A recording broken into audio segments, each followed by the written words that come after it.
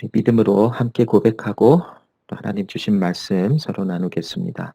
우리 믿음으로 고백할 때 주는 그리스도시요 살아계신 하나님의 아들이심을 고백합니다. 주는 그리스도시요 살아계신 하나님의 아들이십니다. 아멘. 자, 오늘도 주는 그리스도시며 살아계신 하나님의 아들이심을 우리가 믿음으로 바라보면서 하나님께서 주신 말씀의 은혜를 주의 은혜 아래서 서로 나누기를 원합니다. 오늘 나누실 하나님의 말씀은 에스겔서 43장 1절부터 11절까지의 말씀입니다. 구약성경 에스겔서 43장 1절부터 11절까지의 말씀을 제가 읽고 오늘 하나님의 말씀 나누겠습니다. 그 후에 그가 나를 데리고 문에 이르니 곧 동쪽을 향한 문이라. 이스라엘 하나님의 영광이 동쪽에서부터 오는데 하나님의 음성이 맑은 물소리 같고 땅은 그 영광으로 말미암아 빛나니 그 모양이 내가 본 환상 곧 전에 성읍을 멸하러 올 때에 보던 환상 같고 그 발 강가에서 보던 환상과도 같기로 내가 곧 얼굴을 땅에 대고 엎드렸더니 여호와의 영광이 동문을 통하여 성전으로 들어가고 영이 나를 들어 데리고 안뜰에 들어가시기로 내가 보니 여호와의 영광이 성전에 가득하더라. 성전에서 내게 하는 말을 내가 듣고 있을 때에 어떤 사람이 내 곁에 서 있더라. 그가 내게 이르시되 인자야 이는 내 보좌의 처소 내 발을 두는 처소 내가 이스라엘 족속 가운데에 영원히 있을 곳이라. 이스라엘 족속 곧 그들과 그들의 왕들이 음행하며 그 죽은 왕들의 시체로 다시는 내 거룩한 이름을 더럽히지 아니하리라. 그들이 그 문지방을 내 문지방 곁에 두며 그 문설주를 내 문설주 곁에 두어서 그들과 나 사이에 겨우 한 담이 막히게 하였고 또 그 행하는 가증한 일로 내 거룩한 이름을 더럽혔으므로 내가 노하여 멸망시켰거니와 이제는 그들이 그 음란과 그 왕들의 시체를 내게서 멀리 제거하여 버려야 할 것이라.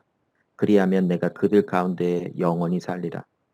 인자야 너는 이 성전을 이스라엘 족속에게 보여서 그들이 자기의 죄악을 부끄러워하고 그 형상을 측량하게 하라.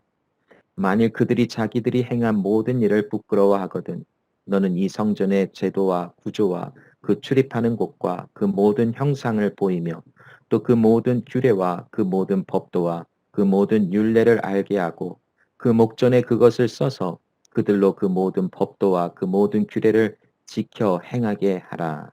아멘. 자, 오늘 에스겔서 43장 1절부터 11절 말씀은 하나님의 영광에 가득 찬 그 성전의 모습을 그 비전을 하나님께서 에스겔에게 보여주시고 그 보여주신 그 성전에 관한 환상 그 비전을 하나님께서 이스라엘 백성들에게 전하라 하시는 말씀이 오늘 본문에 기록된 내용입니다.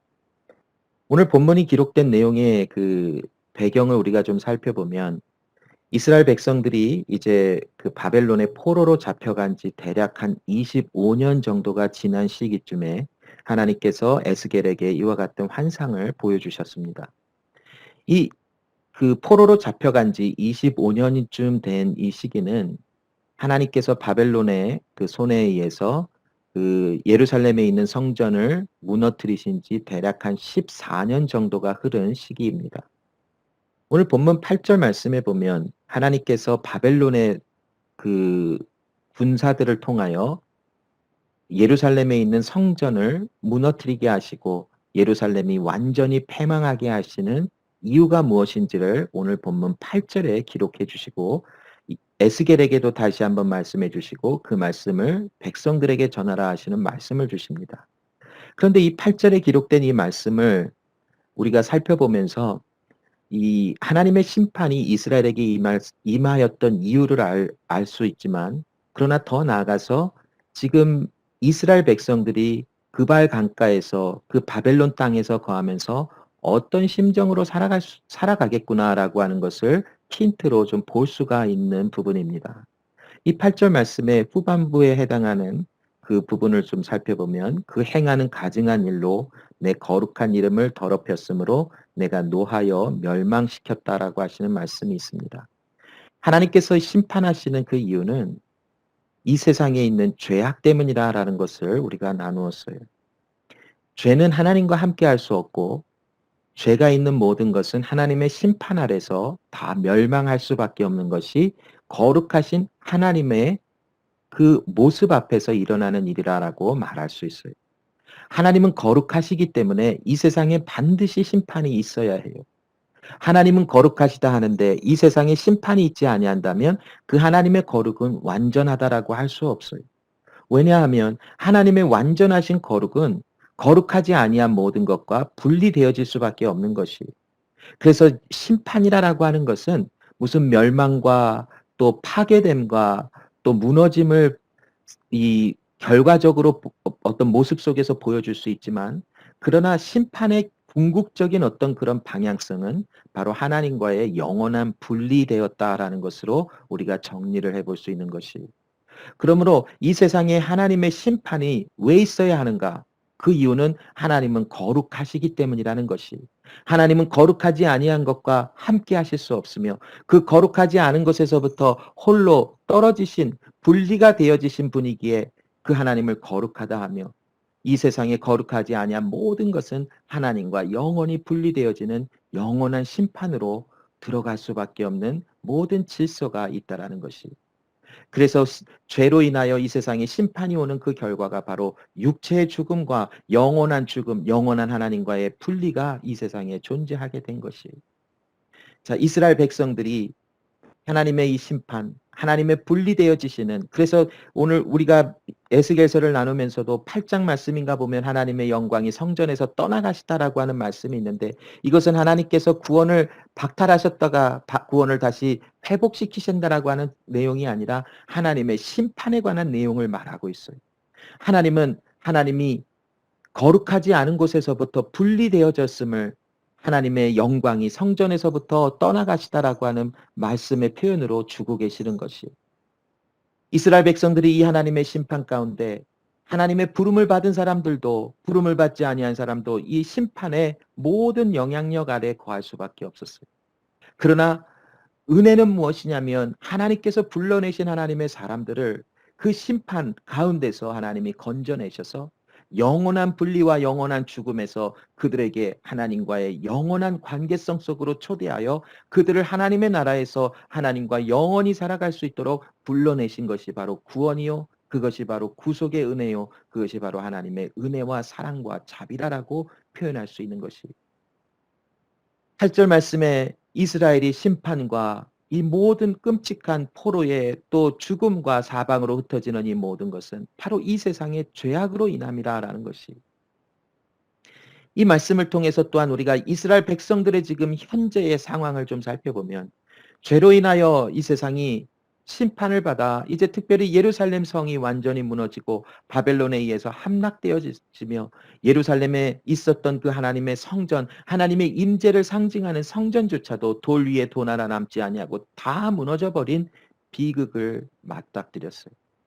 14년 전에, 이미 이 말씀을 받기 14년 전에 이미 예루살렘 성전이 초토화되어지고 모든 것이 다 무너졌다라고 하는 소식을 이들이 들었을 때에 이들의 마음속에 남아 있었던 작은 한 가지 소망, 우리가 곧 하나님의 성전으로 다시 돌아가며 그곳에서 예배할 수 있으며 그곳으로 돌아가서 이전 영광을 다시 누리겠다라고 하는 자그마한 소망조차도 다 무너져 버린 것이, 14년 동안 이들이 어떻게 살아갔을까?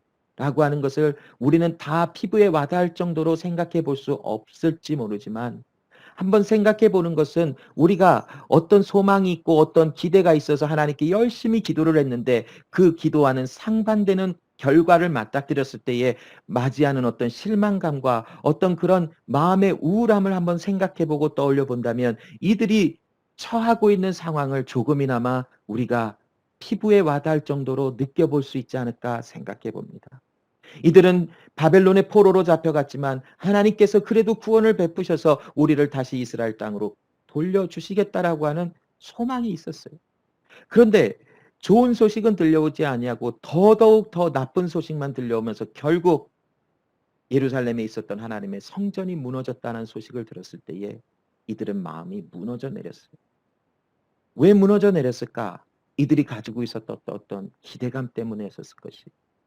하나님께서 이제는 우리를 돌려주시겠다. 우리를 고토로 돌아가게 하시겠다. 우리를 다시 이전 영광을 차지하고 있는 강성한 나라로 만들어 주시겠다라고 했던 어떤 기대감.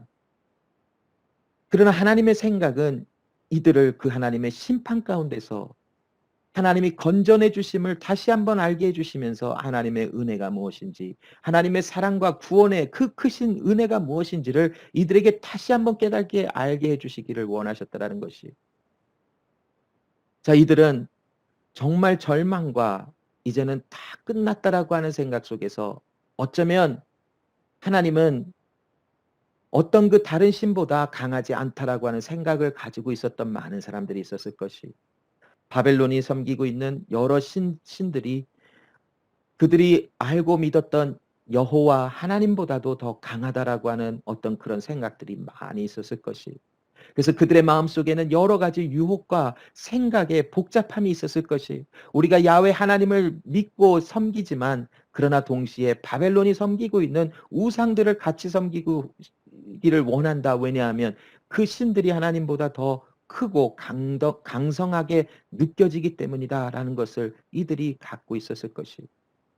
또한 어떤 이들은 하나님은 살아계시지 아니한다. 하나님이 살아계셨고 우리와 함께 하셨다면 우리가 이렇게 포로로 잡혀왔을까라고 하는 어떤 그런 생각에 사로잡혀서 하나님을 신뢰하지 아니하고 하나님을 인정하지 아니하고 하나님을 또한 무시하는 듯한 그런 삶의 모습으로 패턴으로 살아가는 많은 사람들이 있었을 것이.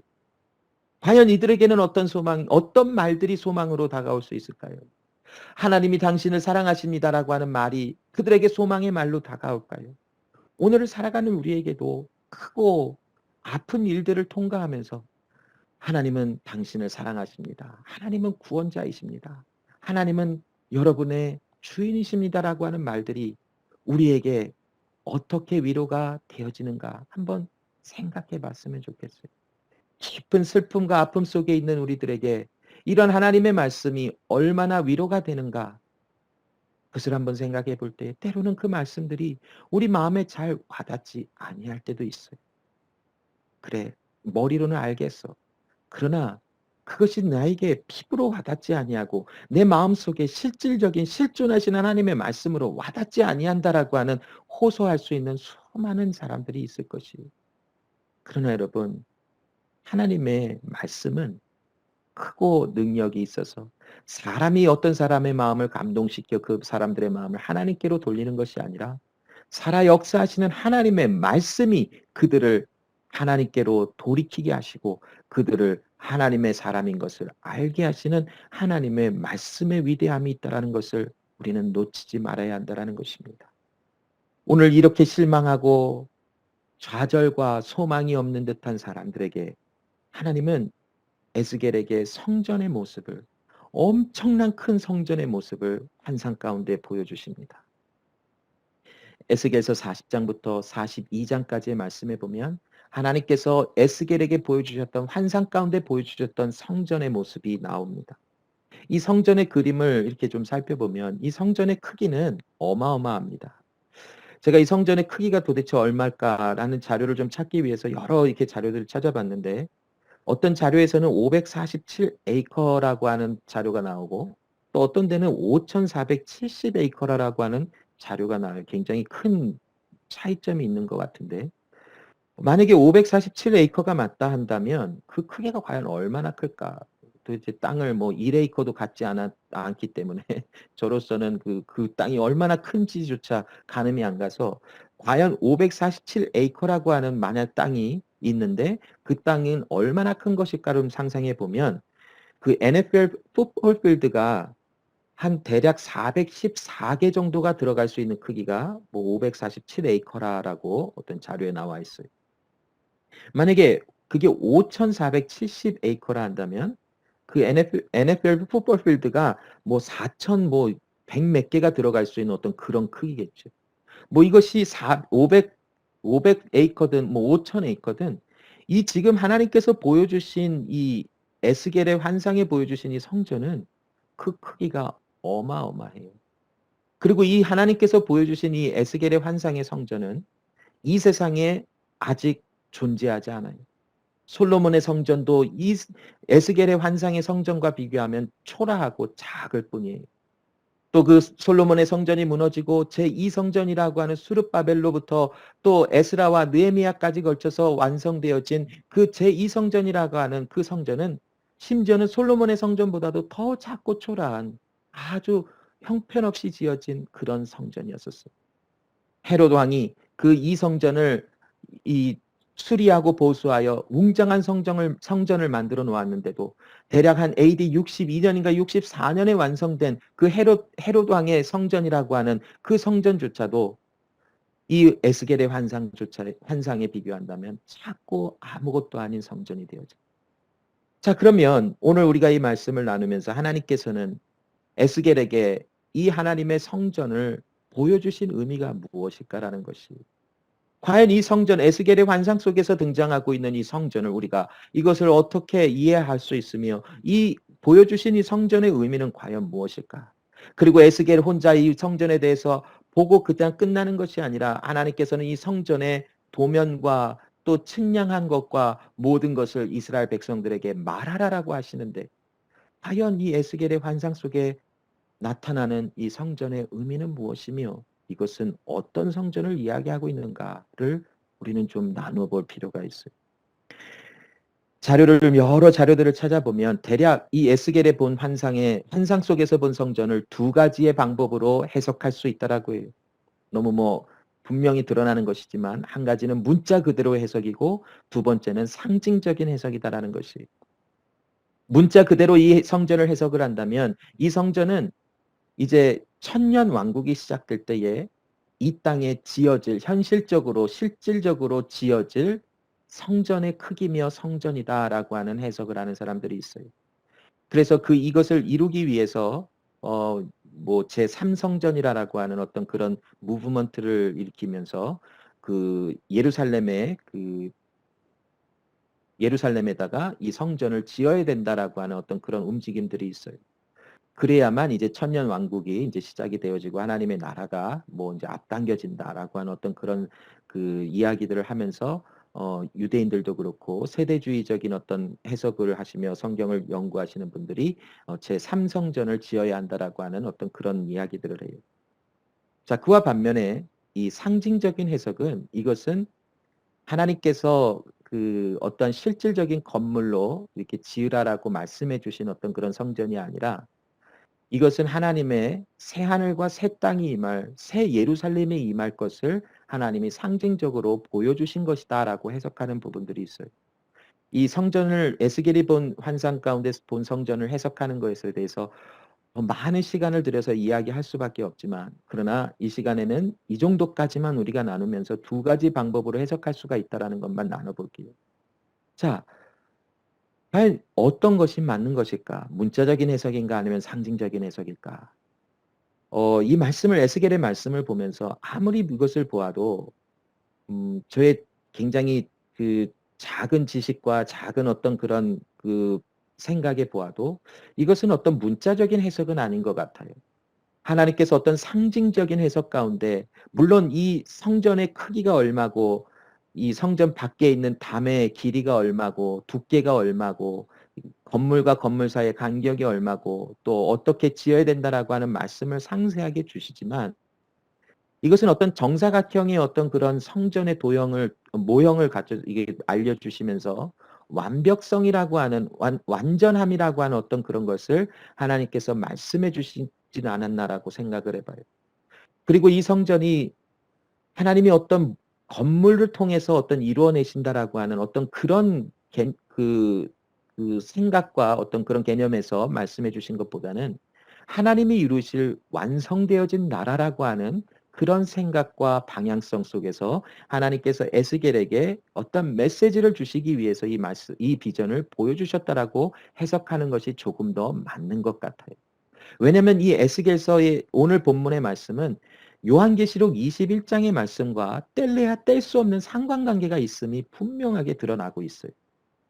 자, 그러면 이 성전에 연결이 되어지는 요한계시록 21장 10절의 말씀을 한번 좀 볼게요. 요한계시록 21장 10절 말씀에 보면 성령으로 나를 데리고 크고 높은 산으로 올라가 하나님께로부터 하늘에서 내려오는 거룩한 성 예루살렘을 보이니라고 하는 말씀이 기록되어 있어요. 자, 요한계시록에 이 요한이 보았던 환상을 이렇게 좀 표현을 해보면 이렇게 지어진 성전이라고 할 수 있어요. 자, 되게 웃기지요. 저도 이 그림을 보고 와, 되게 웃기다라고 생각을 했어요. 자, 이게 뭐냐면 이 그 황금색으로 표현된 이 네모 박스가 하늘에서부터 내려오는 그 새 예루살렘을 그 측량한 어떤 치수라고 해요. 이 길이가 1,500마일이고 또 이 넓이가 그러니까 이 정사각형의 1,500마일, 1,500마일 그리고 또 높이도 1,500마일이에요. 그러면 땅에서부터 1,500마일이면 아마 하늘로 아주 굉장히 높이 올라가야 되겠죠. 그래서 아마 어떤 사람이 이, 그, 그 길이를 보고 이렇게 표현을 한 것 같아요. 자, 새 예루살렘이 하늘에서부터 내려왔는데 바로 이런 모양으로 이 지구상 위에 이렇게 딱 서 있는 거예요. 자, 과연 이것이 우리가 지금 생각하고 있는 어떤 이런 물질적인 상황을 이야기하는 것일까? 과연 물질적인 어떤 그 성전과 어떤 그 우리가 지금 우리가 이렇게 그냥 보편적으로 보는 어떤 건물의 형태를 이야기하는 것일까? 만약 지구상에 이렇게 생긴 성전이 이렇게 내려오고 하늘로부터 새 예루살렘이 이렇게 내려오는 것이라면 좀 뭔가 이상할 것 같아요. 그러면 이 성전이 에스겔서 43장의 본문과 요한계시록 21장 10절에 나오는 새 예루살렘이라고 하는 컨셉과 연결이 되어지는 이 하나님이 보여주시는 성전의 개념이 과연 뭘까라는 것인데, 자, 요한계시록 21장 22절에 보면 이 성 안에서 내가 성전을 보지 못하였으니 이는 주 하나님 곧 전능하신 이와 및 어린 양이 그 성전이심이다라고 하는 말씀이 나와요.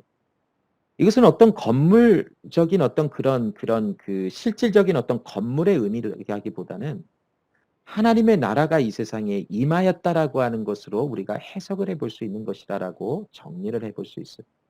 왜냐하면 새 예루살렘이 내려올 때 그곳에는 성전이라고 하는 어떤 그런 그 어떤 존재가 있지 아니하고 하나님 자체, 예수 그리스도 자체가 바로 성전이라라고 설명을 하고 있어요.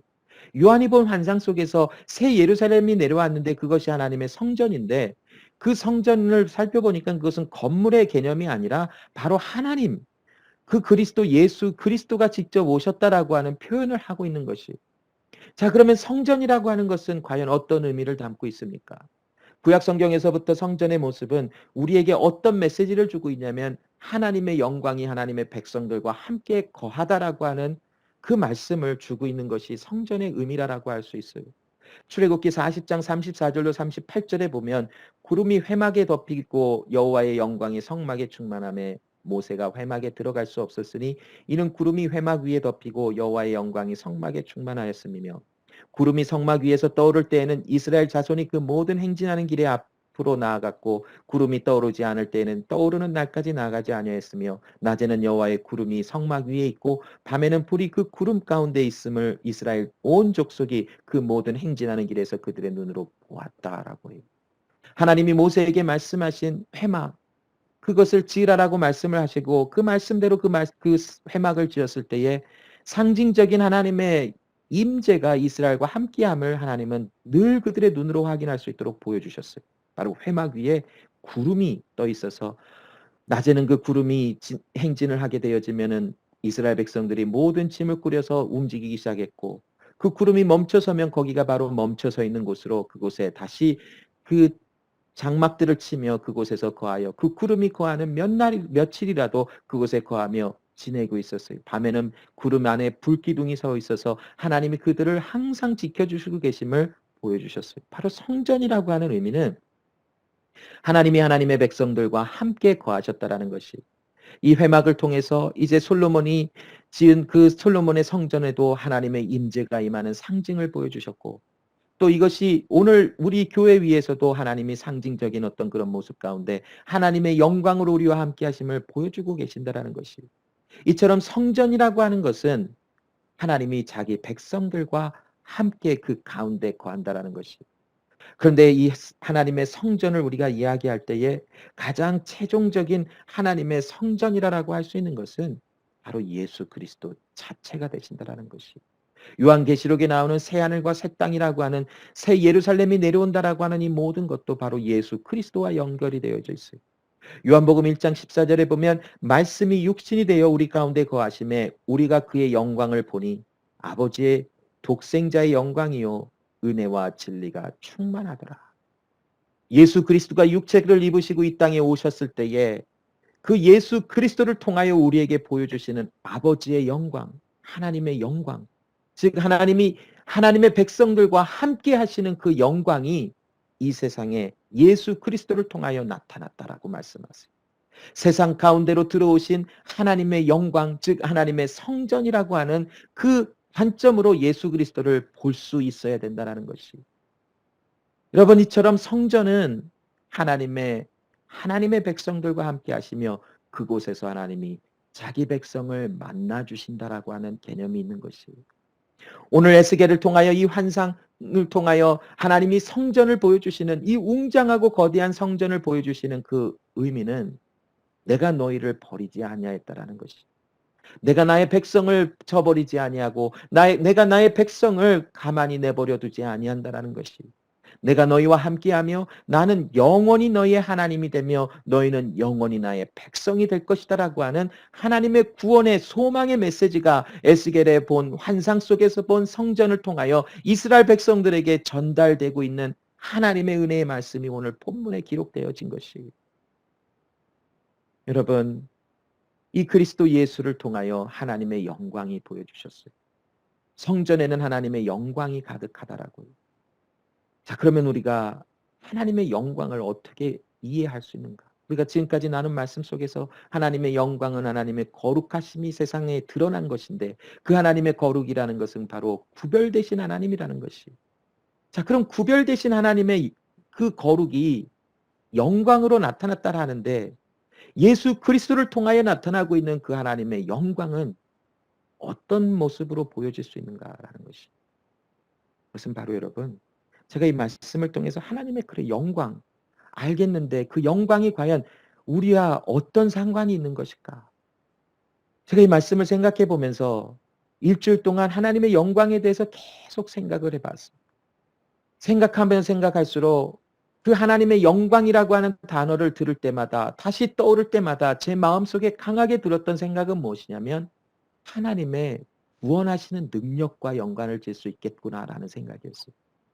여러분, 우리는 하나님의 영광을 찬양한다. 하나님의 영광을 우리는 바라본다. 영광 앞에서 우리는 경배한다. 영광 앞에서 우리는 하나님을 예배한다라고 하지. 그런데 그 하나님의 영광은 과연 우리에게 어떤 정확한 메시지를 주고 있는 것일까? 하나님은 우리를 구원하시는 하나님이라는 것이. 예수 그리스도가 이 세상에 오셨을 때에 아버지의 독생자의 영광이 그에게 가득하였다. 즉 우리를 구원하시기 위하여 우리와 함께 하시는 하나님이 함께 하신다라고 하는 말씀으로 예수 그리스도를 바라볼 수 있지 않을까요? 우리가 하나님의 영광을 위하여 하나님의 영광을 바라본다라고 하는 것은 바로 우리를 구원하실 수 있는 그 능력의 심이 크신 하나님의 능력, 우리를 실질적으로 구원하시는 하나님의 사랑과 은혜와 자비를 바라보는 어떤 그러한 관점에서 하나님의 영광을 우리는 조금 더 구체적으로 이해할 수 있어야 돼요. 여러분, 분명히 지금 그발 강가에 있는 이스라엘 백성들은 소망을 다 잃었어요. 하나님은 우리를 구원하지 아니한다라는 결론을 내린 사람도 많이 있었을 거예요. 그런데 하나님께서 그들에게 영광으로 나타나셨다라는 것은 내가 너희를 구원하는 구원자라고 하는 메시지를 지금 그들에게 주고 있다라는 말씀으로 우리가 이 성전의 환상을 통하여 해석해 볼 수 있는 것이라는 것이에요. 여러분, 이 말씀은 하나님께서 이스라엘 백성들에게 전하여 주시고 그 영광 앞에서 무릎을 꿇고 경배할 수밖에 없도록 나 같은 사람을 구원하시는 하나님의 은혜 앞에서 아무것도 할 수 없이 그냥 엎드려질 수밖에 없는 그런 모습으로 하나님께서 우리에게 나타나신다는 것이. 여러분, 그 하나님의 거룩하신 영광 앞에 그 누구도 그냥 서 있을 수 없어요. 1절부터 5절에 보면 에스겔이 환상 가운데 하나님의 영광을 보았어요. 대략 한 10 몇 년 전에 보았던 그 그발 강가에서 예루살렘을 무너뜨리러 가시는 그 하나님의 그 형상, 그 영광을 보면서 오늘 이 시간 나에게 또다시 그 하나님의 영광이 나타나셔서 다시 성전으로 들어가시는 하나님의 영광을 보여주시자 에스겔이 그곳에서 땅에 엎드려 하나님을 예배할 수밖에 없었더라고요. 여러분, 우리가 너무도 자주 들었고 너무도 이제는 식상하다라고 느낄 수 있는 어떤 구원에 관한 메시지의 진정한 의미를 안다면 하나님의 영광 앞에서 우리는 엎드려질 수밖에 없어요. 여러분, 우리의 죽음 앞에서 우리가 할 수 있는 일이 무엇이 있을까요? 우리의 육체의 죽음에 가까우면 가까울수록 우리가 느낄 수밖에 없는 것은 아무것도 할 수 없는 존재구나. 정말 하나님이 도와주시지 않고 살려주시지 않으면 살 수 있는 것이 아니고 할 수 있는 것이 아무것도 없는 것이 바로 우리라고 하는 어떤 존재구나라는 것을 인정할 수밖에 없다라는 것이. 아무리 수많은 돈이 그 죽음 앞에서 그 사람을 구원할 수 있습니까? 아무리 발전된 과학이 그들을 죽음 앞에서 구원할 수 있습니까? 아무리 좋은 음식과 좋은 약들이 죽음 앞에서 사람을 구원해낼 수 있습니까? 할 수 없다라는 것이. 오직 한 분, 하나님. 그분만이 사람을 구원할 수 있고 그분만이 사람을 건져낼 수 있는 유일하신 한 분이신 거룩한 하나님이라는 것이. 그 거룩을 우리는 영광이라라고 우리는 찬양하고 있는 것이. 하나님 한 분만이 무너져버린 소망이 없이 살아가는 이스라엘 백성들을 구원하시는 하나님이시며 오늘을 살아가는 우리에게도 우리를 구원하시는 분은 오직 하나님 한 분이시다라는 것을 우리에게 영광 가운데 우리에게 알게 해주시는 것이. 우리가 만일 진정한 이 구원의 의미를 알면 안다면 우리는 그 하나님의 그 크신 영광, 나를 구원하시는 그 하나님의 그 크신 사랑과 그 구별되신 그 크신 능력 앞에서 엎드려 경배할 수밖에 없는, 땅에 얼굴을 쳐박고 그 하나님의 영광 앞에서 얼굴조차 들을 수 없는 그런 하나님을 섬기는 모습으로 나갈 수밖에 없다라는 거예요. 여러분, 지금 이 시간 우리를 하나님의 성전 삼으셨대요. 내가 어떠한 깨끗하고 거룩하기 때문에 나를 성전 삼은 게 아니라 내 안에 예수 그리스도가 있기에 내가 예수 그리스도의 성전의 일부가 되어 하나님이 나를 내 안에서 만나주시는 은혜를 베풀어 주신대. 그러면 여러분, 우리는 그 하나님 앞에 엎드려질 수밖에 없는 거예요. 우리가 드려지는 이 예배가 매주 드려지는 어떤 식상한, 또한 매주 반복되어지는 어떤 그런 예배인 것 같지만 아니라는 것이. 오늘 드려지는 이 예배는 또 새로운 예배로 하나님 앞에 드려지며 우리가 비록 벌추얼로 이 예배를 드리지만 우리는 지금 이 시간 하나님의 보좌 앞에 초대되어서 그 하나님의 그 크신 영광 앞에서 하나님을 찬양하는 온 하나님의 백성들과 함께 이전에 살았던 모든 하나님의 사람들, 또 모든 살아가는 하나님의 사람들과 함께 지금 이 시간 그 하나님의 보좌 앞에서 하나님께 예배하는 그런 예배자로 초대를 받아, 비록 이 땅에서 드려지는 예배지만 그 하늘로 초대를 받아 하늘 성전에서 드려지는 예배를 드리고 있다라고 하는 그런 모습이다라는 것을 우리는 잊지 말아야 된다라는 것이. 그러므로 여러분, 우리는 삶을 구별해야 돼. 하나님 앞에 드려지는 예배가 그냥 일반적인 평범한 삶 속에서 그냥 침대에 누워서 그냥 아무것도 안 하고 그냥 엉망진창이라기보다도 그냥 그런 모습으로 준비되지 아니한 모습으로 그냥 나가는 것보다는 하나님을 내가 너무도 존경하고 너무도 사랑하며 그 하나님을 인정할 수밖에 없다라고 하는 그 마음에서는 우리의 표현으로 무엇인가 표현돼요. 그 하나님 앞에 조금 더 단정하게 나가고 싶어하고, 이것은 어떠한 율법적인 어떠한 행위적인 것을 이야기하는 것이 아니라 우리의 마음이 그곳에 있으면 우리의 행동도 따라가게 되어져 있다라는 것을 설명하고 있는 것이. 여러분, 이 시간 우리가 드려지는 이 평범한 예배인 것 같지만 하나님이 직접 받으시는 예배자의 모습으로 나아가지는 것이.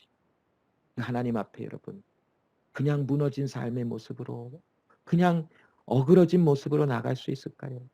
하나님 앞에 정성을 다하며 최선을 다하며 나갈 수 있는 모습이, 우리의 마음이 하나님께 있기에 우리의 삶의 모습 안에서도 그것이 표현되어지는 것이.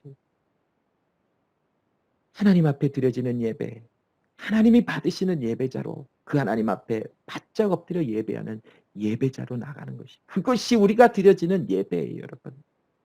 하나님께서 이러한 환상 가운데 이스라엘 백성들에게 이 비전을 보여주시면서 이스라엘 백성들을 위로하시는 것이 요한계시록 21장 1절로 4절에 보면 새하늘과 새 땅이 올 때에 드러나는 결과가 나와요. 내가 새 하늘과 새 땅을 보니 처음 하늘과 처음 땅이 없어졌고 바다도 다시 있지 않더라. 또 내가 봄에 거룩한 성 새 예루살렘이 하나님께로부터 하늘에서부터 내려오니 그 준비한 것이 신부가 남편을 위하여 단장한 것 같더라. 내가 들으니 보좌에서 큰 음성이 나서 이르되 보라 하나님의 장막이 사람들과 함께 있음에 하나님이 그들과 함께 계시리니 그들은 하나님의 백성이 되고 하나님은 친히 그들과 함께 계셔서 모든 눈물을 그 눈에서 닦아주시니 다시는 사망이 없고 애통하는 것이나 곡하는 것이나 아픈 것이 다시 있지 아니하리니 처음 것들이 다 지나갔음이더라. 에스겔이 본 환상은 단순히 그냥 하나님께서 이 큰 성전을 다시 지으라라고 말씀하신 것이 아니라는 것이 에스겔이 본 환상은 이 요한계시록의 말씀과도 연관이 되어져서 그런 연관성 속에서 우리가 볼 때에 하나님은 마지막 날 이루실 그 하나님의 거룩한 하나님의 회복되어지는 것을 말씀하셔서 이제는 하나님이 영원히 거하시는 모든 것이 완성된 것을 보여주시는 그 환상의 내용이라는 것이 오늘 본문에 보면 내가 그들과 함께 영원히 거할 나의 처소라라고 말씀해 주시는 말씀이 오늘 본문에 나오고 있어요. 자, 그 말씀들을 우리가 요한계시록과 연관을 지어 볼 때에 지금 에스겔이 보고 있는 성전에 대한 환상은 단순히 어떤 건물을 짓는 그런 모습이 아니라 하나님이 완성시키실 구원에 관한 메시지를 이스라엘에게 보여주신 것이 이스라엘 백성들은 지금 실망과 절망과 아픔 속에 있지만 하나님께서 이렇게 행하실 것이다라고 하는 소망의 메시지를 주시며 그들을 돌이키시고 회복시키시는 하나님의 은혜와 사랑을 그들에게 보여주시는 것이 자 그러면서 하나님께서 오늘 9절부터 11절의 말씀에 보면 그들이 이제는 돌이켜야 할 것이다라고 말씀하고 계세요. 10절에 인자야 너는 이 성전을 이스라엘 족속에게 보여서 그들이 자기의 죄악을 부끄러워하고 그 형상을 측량하게 하라. 이제 하나님이 앞으로 이루실 그 놀라운 일들을 성전이라고 하는 그 환상을 통해서 이스라엘 사람들에게 보여주시고 이제 그 하나님이 임하실 그 놀라운 행하실 일들이 너희에게 보장이 되어지고 약속이 되어지고 소망 가운데 바라보아야 할 하나님의 백성들아. 이제 너희가 육체로 살아가는 모든 삶 속에서 너희의 죄악을 바라보며 너희의 죄악을 깨닫고 하나님께로 날마다 돌아오라라고 말씀하고 계시고 회개하며 너희의 죄악을 부끄러워하라라고 말씀하고 계세요. 여러분 이들에게 지금 이 말씀이 어떻게 들려질까요? 지금 무너진 삶 속에 아무것도 소망이 없는 것 같고 하나님께 실망한 마음을 갖고 있는 사람들에게 하나님이 이렇게 하실 거야 라고 하는 약속의 말씀을 재차 그들에게 주실 때에 이들의 마음은 어떨까요? 어쩌면 이들의 마음에는 갈급함이라고 하는 것을 찾아볼 수도 없었을지도 몰라요. 그런데 여러분 하나님의 말씀은 이들에게 하나님이 행하실 그 놀라운 일들을 말씀해 주셨을 때 그 말씀이 살아서 역사하며 그들의 마음을 돌이키게 하시는 하나님의 영광이 그들에게 있음을 우리가 알 수 있어요. 이 말씀을 듣고 마음속에 소망이 생겨나며 마음속에 하나님을 향한 뜨거운 갈망들이 생겨날 수밖에 없는 것이 하나님의 말씀이라고 우리는 정리해 볼 수 있어요. 여러분 하나님의 이 거룩이 충만한 영광이 가득한 성전이 우리에게 오셔서 우리와 함께 하시며 우리에게 있을 때에 우리는 그 거룩하심 앞에서 우리의 죄악된 모습을 볼 수밖에 없어요. 여러분 우리가 일상적인 삶을 살아가면서 우리는 때로는 하나님이 지금 나와 함께 하심을 제대로 인지 못하는 삶을 살아가기도 해요. 너무 세상에 취하여 내가 이루어 나가고 있는 많은 업적들과 많은 이루어 나가고 또 쌓아나가는 수많은 잘 되어지는 일들에 취하여 하나님의 나라와 하나님이 이루실 일들에 대한 관심과 집중이 사라져버린 지 오래된 삶을 살아갈 수도 있어요. 또 때로는 너무나 힘든 삶 속에서 마음이 돌같이 굳어져서 하나님이 과연 나와 함께 하시는가라고 질문하며 하나님께 실망한 마음을 가지고 살아가는 모습들도 있어요. 하나님의 말씀에 반응이 되어지지 않을 때도 있고 하나님의 말씀이 아무런 감동과 또한 감동으로 되어지지 아니하는 말씀으로 다가올 때도 있어요. 그러나 여러분, 하나님께서 에스겔에게 통하여 이 말씀을 전하라 하시는 것은 아무 쓸데없는 일을 행하라 하신 것이 아니라 에스겔을 통하여 증거되어지는 이 말씀을 통하여 분명히 하나님의 일이 이루어지기 때문에 전하라 하시는 것이, 이 말씀을 들을 때에 이스라엘 사람들의 마음에 반응이 일어나기 시작하고 하나님이 행하시는 일을 직접 목격할 수 있는, 그것이 이제는 예루살렘으로 다시 돌아갈 수 있는 어떤 확실한 증거들이 나타나게 하시는 하나님의 행하시는 일을 보며 이들이 마지막 날 이루실 하나님의 구원의 완성을 상상하며 믿음으로 아직 보이지 아니하는 것이 마치 보이는 것처럼 생각하며 살아가게 하시더라고요. 여러분, 우리의 삶도 동일합니다.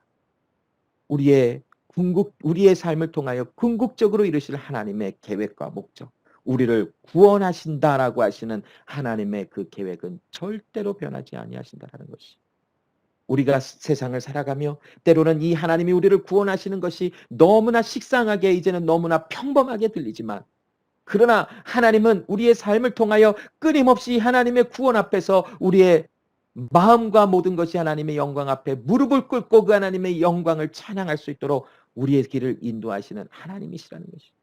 우리의 마음속에 갈급함을 허락하시고 우리의 마음이 하나님을 더욱더 바라볼 수 있도록 우리의 마음을 쳐서, 우리의 몸을 쳐서 하나님께로 나아갈 수 있도록 하나님은 우리의 길을 인도하시는 하나님이신 것을 우리에게 보여주고 계시는 것이, 여러분 어떤 삶을 살아갑니까? 절망과 아픔과 때로는 반대적으로 너무나 많은 것을 누리며 행복한 삶을 살아간다 하십니까? 그러나 우리의 최종적인 우리의 마음은 하나님의 나라에 고정되어져 있는 사람인 것을 잊지 말아야 합니다. 이것을 때로는 망각하고 그냥 막 살아갈 때에 하나님은 심판이라고 하는 도구를 통하여 하나님이 세상을 죄악 가운데 심판하시지만 나를 구원하시는 하나님이신 것을 여러 가지 역경과 고난과 힘듦을 통해서라도 깨닫게 하시고 하나님께로 돌아오게 하시는 하나님이신 것을 우리에게 경험하게 하시는 것입니다.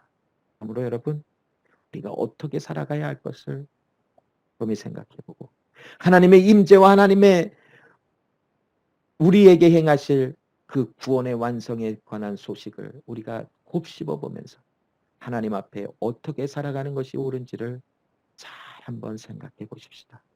우리는 하나님을 갈망해야 하며 이 땅에 오직 소망 되신 하나님만을 바라봐야 하며 우리의 모든 마음의 중심이, 우리의 모든 마음의 가치관이 하나님을 바라보는 하나님께 있는 사람으로 살아가도록 부름을 받은 사람이기에 그렇게 살아가야 하는 것이 마땅하다라는 것이, 이러한 하나님의 부름을 받은 사람들의 세계관은 이미 하나님 나라에 가득 찬 세계관으로 바뀌어졌으며 눈으로 바라보는 모든 세상을 향한 관점이 하나님의 나라의 시점으로 바라볼 수밖에 없게 되어졌다라는 것이, 그래서 모든 것이 변하고 모든 것이 소망이 끊어지는 것 같고 모든 것이 변하고 내 뜻대로 되어지지 않은 것 같다 할지라도 우리는 하나님이 나에게 소망을 주시고 구원을 주시고 나를 마침내 구원받은 하나님의 사람으로 완성하게 하시는 하나님의 계획과 소망이 이루어진다라고 하는 마음을 가지며 그 믿음을 가지고 살아갈 때에 우리는 끊임없이 주님의 은혜 아래서 기뻐하며 즐거워하며 감사하며 행복한 진정한 행복을 누릴 수 있는 삶으로 살아간다라는 것입니다. 우리 육체 살아가는 이 시간에는 아직 우리가 육체 가운데 있게 실패를 경험하지만 하나님의 영광 앞에서 최선을 다해 하나님을 예배하고 최선을 다하여 우리의 몸을 하나님께 드리는 살아있는 삶의 예배자로 주님 앞에 나가는 모습이 마땅하다라고 나누는 것입니다. 여러분, 하나님이 말씀하신 구원은 반드시 이루어집니다.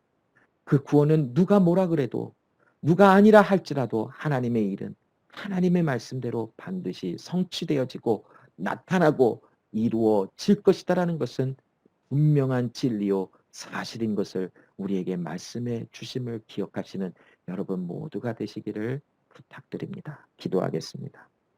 살아계신 하나님 아버지 감사합니다. 오늘도 우리에게 말씀하시는 하나님의 그 말씀을 통하여 우리에게 말씀하시고 약속하신 구원을 반드시 이루시는 하나님이심을 우리가 알게 하여 주심을 감사합니다.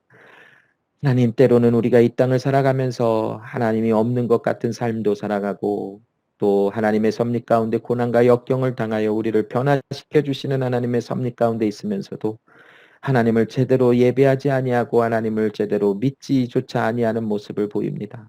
그러나 하나님께서 에스겔에게 보여주신 이 성전의 환상 속에서 하나님이 새 예루살렘, 즉 하나님이 함께 하시는 완성되어지는 나라를 보이시며 우리의 눈에서 눈물을 닦으시며 더 이상 아프지도 아니하고 죽지도 아니하고 사망도 없으며 모든 어두움이 떠나간 완벽한 하나님의 나라로 회복되어진 것을 보이시며 하나님과 영원히 살아가는 것을 말씀해 주신 것을 보며 이 소망이 우리 가운데서 점점 더 하나님 커져가게 하시고 견고해져 가게 하여 주사 어떤 상황 속에서도 오직 우리는 하나님의 그 영광을 바라보며 하나님의 소망을 바라보며 살아가는 우리 모두가 될 수 있도록 역사하여 주시옵소서.